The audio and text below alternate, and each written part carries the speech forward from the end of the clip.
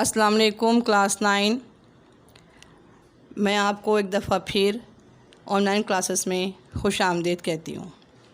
جیسا کہ آپ کو معلوم ہے کہ تعلیمی سلسلے کا پھر تعطل ہونے کی وجہ سے ہم نے دوبارہ سے آن لائن کلاسز کا آغاز کیا ہے۔ اچھا، تو طلباء و طالبات ہم کر رہے تھے نظم برسات کا تماشا کا کام، جو کہ آپ فزکس کلاس میں آ رہے تھے۔ اس وقت میں نے آپ کو برسات کا تماشا کا آغاز کروایا تھا، اس کے مشقی کام کا، ٹھیک ہے۔ تو آج اور پھر اس دوران کچھ جو ہے وہ طالب علم جو ہے وہ غیر حاضر تھے، نہیں آئے تھے۔ اس کی وجہ سے میں نے سوچا کہ میں یہ جو سلیبس کی جو یہ آخری نظم رہ گئی تھی ہماری، اس کو میں پورا مکمل طور سے کروا دیتی ہوں، تاکہ جن کے پاس کام نہیں ہے وہ کام کر لیں اور جو ہے اپنی کاپی مکمل کر کے اسکول میں جو ہے آپ وہ سبمٹ کرائیے۔ چلیے، تو ہم نظم برسات کا تماشا کا باقاعدہ آغاز کرتی ہوں۔ میں نظم کی بلند خوانی کروں گی، شاعر کا تعارف جو ہے وہ دیا جائے گا آج کی کلاس میں، ٹھیک ہے۔ تو میں نظم پڑھ رہی ہوں۔ نظم کے شاعر ہیں ہمارے نذیر اکبر آبادی، اور ان کی نظم ہے برسات کا تماشا۔ خورشید گرم ہو کر نکلا ہے اپنے گھر سے، لیتا ہے مول بادل کر کر تلاش در سے، آئی ہوا بھی لے کر بادل کو ہر نگر سے، آدھے اسار تو اب دشمن کے گھر سے برسے، یار چل کے دیکھیں برسات کا تماشا۔ قاصد صبا کے دوڑے ہر طرف منہ اٹھا کر، ہر کوہ و دشت کو بھی کہتے ہیں یوں سنا کر، ہاں سبز جوڑے پہنو ہر دم نہا نہا کر، کوئی دم کو میگھ راجا دیکھے گا سب کو آ کر، یار چل کے دیکھیں برسات کا تماشا۔ جب یہ نوید پہنچی صحرا میں ایک باری، ہونے لگی وہاں پھر برسات کی تیاری، چشموں میں کوہ کے بھی ہوئی سب کی انتظاری، موسم کے جانور بھی آتے ہیں باری باری، یار چل کے دیکھیں برسات کا تماشا۔ سانون کے بادلوں سے پھر آگ ہٹا جو چھائی، بجلی نے اپنی صورت پھر آن کر دکھائی، ہو مست رات گرجا کوئل کی کوک آئی، بدلی نے کیا مزے کی رم جھم جھڑی لگائی، یار چل کے دیکھیں برسات کا تماشا۔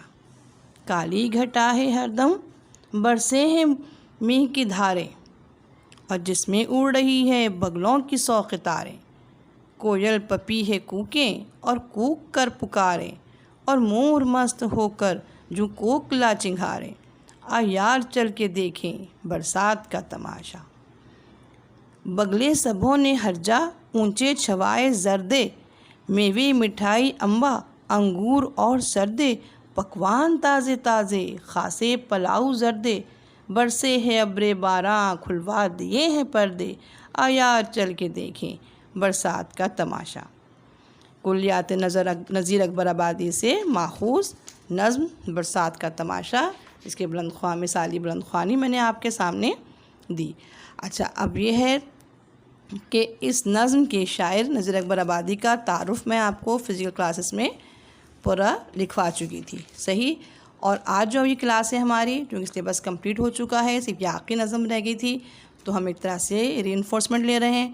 تو میں دوبارہ سے آپ کو جو ہے اس کا اعادہ کرواتی ہوں، اس کا ریویژن کراتی ہوں۔ تو شاعر کا تعارف میں دے رہی ہوں، اس کو سنیے، سمجھیے اور کاپی ڈاؤن کریے۔ جن کے پاس پہلے سے کاپی ڈاؤن ہو چکا ہے تو بہت اچھی بات ہے، اور جن کے پاس نہیں ہے، جن بچوں کے پاس، تو وہ اس کو جو ہے کاپی ڈاؤن کر کے کام اپنا مکمل کر لیں گے، ٹھیک ہے بچوں۔ چلیے، تو میں شاعر کا تعارف آپ کو کراتی ہوں۔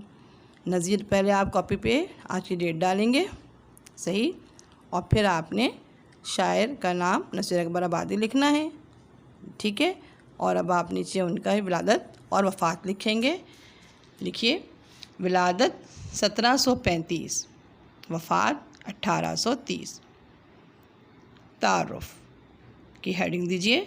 نذیر اکبر آبادی کا اصل نام سید ولی محمد تھا، ان کے والد کا نام سید محمد فاروق تھا، جو اکبر آباد کے ایک متوسط گھرانے سے تعلق رکھتے تھے۔ نذیر اکبر آبادی 1735 میں پیدا ہوئے اور بڑے لاڈ پیار سے پرورش پائی۔ اس زمانے کے دستور کے مطابق فارسی کی تعلیم میں مہارت حاصل کرنے کے ساتھ عربی کی تعلیم پر بھی توجہ دی۔ پیشے کے لحاظ سے معلم تھے۔ بے نیازی اور قناعت ان میں فطری تھی۔ سرکار دربار سے کبھی واسطہ نہ رکھا، اپنے پیشے سے جو ملا اسی پر زندگی بسر کرتے رہے۔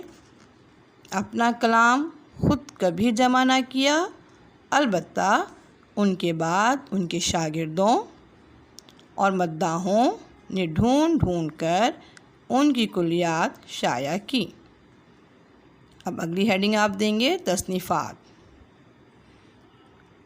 تصنیفات کی ہیڈنگ دیجیے جی، اور اب لکھیے ان کی نظمیں آدمی نامہ، پیسہ نامہ، روٹی نامہ، بنجارہ نامہ ایسی نظمیں ہیں جو خالص عوامی زبان میں لکھی گئی ہیں اور ان میں مکمل عوامی رنگ جھلکتا ہے۔ صحیح، یہ تھا نذیر اکبر آبادی کا مختصر تعارف اور ان کی تصانیفات کے نام، جو کہ میں نے آپ کو ڈکٹیٹ کرائے ہیں۔ صحیح، اس کو آپ تحریر کر لیجئے۔ اچھا، اب ہم کرنے جا رہے ہیں نظم کے اشعار کی تشریحات۔ ٹھیک ہے، تو پہلا بند لیں گے ہم، اس کی تشریح کریں گے، اور اس کے بعد پھر جو ہے دوسرا بند سلسلے وار ہم آگے بڑھتے جائیں گے۔ بند نمبر پہلا بند، نظم کا پہلا بند۔ ٹھیک ہے، حوالہ لکھیں گے ہم۔ پہلے آپ کاپی پر سب سے پہلے پہلا بند تحریر کیجئے، اس کے بعد حوالے کی ہیڈنگ دیجئے اور حوالہ لکھیے۔ میں بول رہی ہوں، سمجھ کے لکھیے۔ مندرجہ بالا بند نظم برسات کا تماشا سے منتخب کیا گیا ہے، جس کے شاعر نذیر اکبر آبادی ہیں۔ اب ہیڈنگ نمبر 2 لکھیے، حوالہ شاعر۔ حوالہ شاعر میں آپ جو ہے مختصراً شاعر کا تعارف جو کہ میں نے ابھی آپ کو دیا، اس میں سے آپ لکھیں گے۔ چاہیں تو میں خود بھی لکھا دیتی ہوں آپ کو، چلیے میں لکھوا ہی دیتی ہوں آپ کو، لکھیے۔ ٹھیک ہے بچوں، جلدی سے اب آپ لوگ حوالہ شاعر کی ہیڈنگ دیجیے اور جو میں ڈکٹیٹ کروا رہی ہوں اس کو لکھیے۔ نذیر اکبر آبادی عوامی شاعر ہیں۔ ان کی شاعری ان کے ماحول کی پیداوار ہے، جس میں تہذیب و معاشرت کے تمام اچھے برے پہلو نظر آتے ہیں۔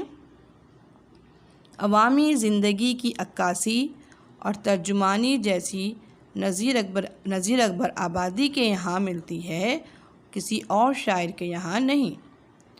جمہوریت کی طرح ان کی شاعری بھی عوام کی ہے، عوام کے لیے اور عوام کی زبان میں ہے۔ ان کی شاعری رنگا رنگ ہے، سادہ اور آسان زبان میں وہ زندگی کی تمام رنگینیوں کو سمیٹ کر خوبصورت، مؤثر اور دلنشیں انداز میں پیش کرتے ہیں۔ یہ تھا حوالہ شاعر۔ اب ہم بند نمبر 1 کی تشریح کریں گے۔ بند نمبر 1، ٹھیک ہے، اب تشریح کی ہیڈنگ دیجیے اور لکھیے۔ مندرجہ بالا بند میں شاعر نے برسات سے قبل کے مناظر بیان کیے ہیں۔ مندرجہ بالا بند میں شاعر نے برسات سے قبل کے مناظر بیان کیے ہیں۔ وہ کہتے ہیں کہ برسات ہونے سے پہلے شدید گرمی ہوتی ہے، سورج آگ برسا رہا ہوتا ہے، ہوا بستی بستی نگر نگر سے بادلوں کو گھیر کر ایک جگہ جمع کرتی ہے۔ شاعر کہتے ہیں کہ آষاڑھ کا مہینہ جو ہندی کیلنڈر کے حساب سے ساون سے پہلے آتا ہے، گرمی ہے، تپش ہے، مگر بادل جمع ہو رہے ہیں، بارش کی توقع ہے، ماحول بہتر ہو رہا ہے۔ مندرجہ بالا بند میں شاعر بتا رہے ہیں کہ بادل کیسے بنتا ہے، جب بارش ہونے سے پہلے شدید ترین گرمی پڑتی ہے اور پھر بادل بنتے ہیں اور پھر بارش ہونا شروع ہو جاتی ہے۔ اس کی منظر کشی شاعر نے بڑے اچھے انداز میں کی ہے۔ یہ پہلے بند کی تشریح میں نے آپ کو دی، ٹھیک ہے۔ آپ نے اس بند کی تشریح کو سمجھ کے جو ہے کاپی پہ تحریر کر لیجئے، صحیح۔ اور اب بچوں آپ نظم کا دوسرا بند تحریر کریں گے، ٹھیک ہے۔ اپنی کاپی پر نظم کا دوسرا بند تحریر کیجئے۔ دوسرا بند میں آپ کو بتا دیتی ہوں پڑھ کے کہ آپ کو معلوم چل رہا ہے کہاں سے کہاں تک لکھنا ہے۔ قاصد صبا کے دوڑے ہر طرف منہ اٹھا کر، ہر کوہ و دشت کو بھی کہتے ہیں یوں سنا کر۔ ہاں سبز جوڑے پہنو ہر دم نہا نہا کر، کوئی دم کو میغ راجا دیکھے گا سب کو آ کر۔ آ یار چل کے دیکھیں برسات کا تماشا۔ یہاں تک آپ نے بند کا دوسرا بند تحریر کرنا ہے، صحیح۔ اچھا، اب ہم اس پہلے بند میں چونکہ ہم حوالہ اور حوالہ شاعر کر چکے ہیں تو اب اس بند میں آپ کو نہیں کرواؤں گی، اب ڈائریکٹ میں تشریح کرواؤں گی آپ کو، ٹھیک ہے۔ تیار ہیں آپ لوگ تشریح کے لیے؟ چلیے اب تشریح نوٹ ڈاؤن کریے بچوں، شاباش۔ لکھیے، نذیر اکبر آبادی اس بند میں برسات سے پہلے کا ماحول بیان کر رہے ہیں۔ وہ کہتے ہیں کہ ہوا چلنی شروع ہو گئی ہے جو برسات کا پیغام لاتی ہے۔ یہ ہوا ہر طرف جا رہی ہے، پہاڑوں میں، صحراؤں میں، جنگلوں میں، بستیوں میں، اور گرمی سے ستائے لوگوں کو بارش کی آمد کی خبر دے رہی ہے۔ شاعر کہتے ہیں کہ برسات ہوتے ہی منظر کتنا خوبصورت ہو جاتا ہے، ماحول کتنا دلکش ہو جاتا ہے۔ ایسا لگتا ہے کہ ہر طرف بہار ہی بہار ہے۔ برسات ہوتے ہی مصفا اور ٹھنڈی ٹھنڈی ہوائیں چلنے لگتی ہیں۔ بارش کا پانی درختوں، پودوں، پھولوں اور کلیوں، بوٹوں سب کو دھو ڈالتا ہے۔ باغات نکھرے ستھرے نظر آتے ہیں۔ شاعر اس کو نہا دھو کر تیار ہونے سے تشبیہ دے رہے ہیں۔ شاعر کہتے ہیں کہ بس بارش ہونے ہی والی ہے۔ اچھا بچوں، اس طرح نظم کا دوسرا بند کی تشریح میں نے آپ کو کرا دی۔ اب اگلے لیکچر تک کے لیے مجھے اجازت دیجیے۔ اللہ حافظ۔